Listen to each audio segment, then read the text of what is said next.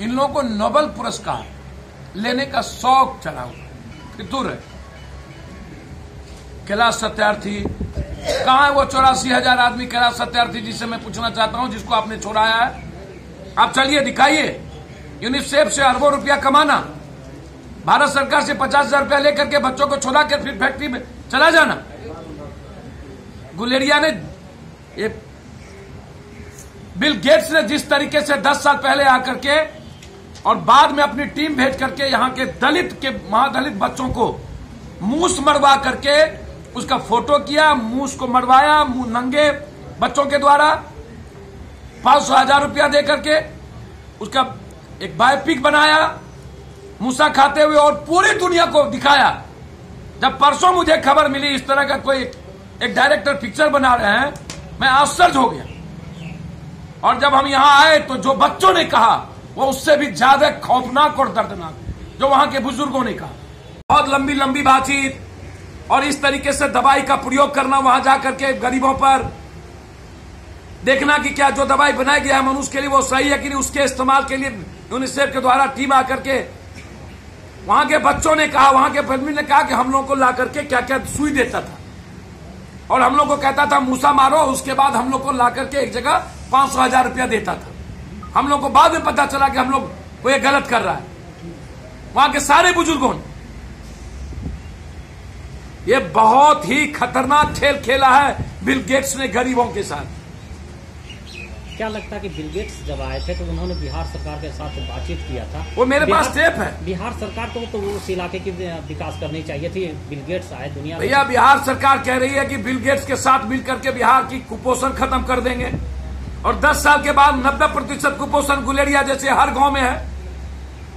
कोसी का, चाहे भागलपुर हो, खगड़िया हो, मधेपुरा हो, सहरसा हो, सुपौल हो, मिथिला हो, कोई 90%, 87 से 88, 90% कुपोषित है। पूरी दुनिया को उसने दिखाया कि ये भारत है, ये बिहार की गरीबी है, दरिद्रता है और मैं उसके लिए गया हूं। पूरी दुनिया को, आपको आश्चर्य होगा,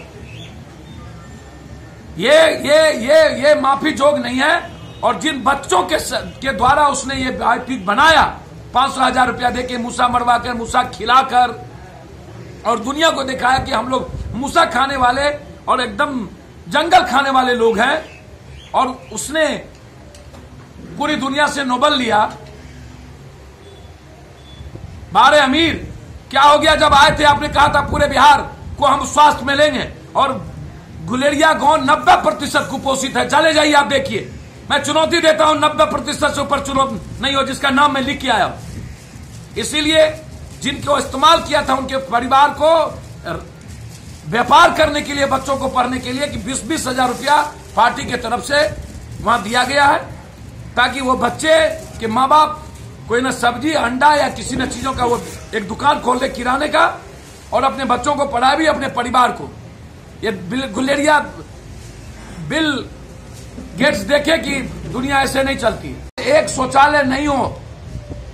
वहां तक पहुंचे कैसे और किस तरह से? भैया, वहां तक पहुंचना तो दुर्लभ, मैं सोच नहीं सकता। 3 घंटा नदी में 9 रात में 2 जगह तो 9 उलटते उलटते बची और कुछ रहने के लिए नहीं। ऊपर से बारिश और भर रात पूरा फोर्स, पूरा सब लोग भीग रहे हो। कोई रूम नहीं, कोई एक शौचालय नहीं है, एक सिंगल, एक स्कूल नहीं, ना स्कूल, ना शौचालय, ना एक घर, ना एक ईटा का घर, कुछ नहीं। जब दुनिया के सबसे अमीर आदमी आया और उस इलाके का विकास नहीं हो पाया तो क्या मानते हैं कि उस इलाके का विकास? भैया, ये अमीर आदमी सिर्फ इस्तेमाल करता है नोबेल पुरस्कार के लिए, सिर्फ पैसे के लिए। इन अमीर आदमी एक गाली का सबसे बड़ा कारण है गरीबी के लिए। ये अमीर आदमी और पॉलिटिशियन, इस दोनों से बचे गरीब।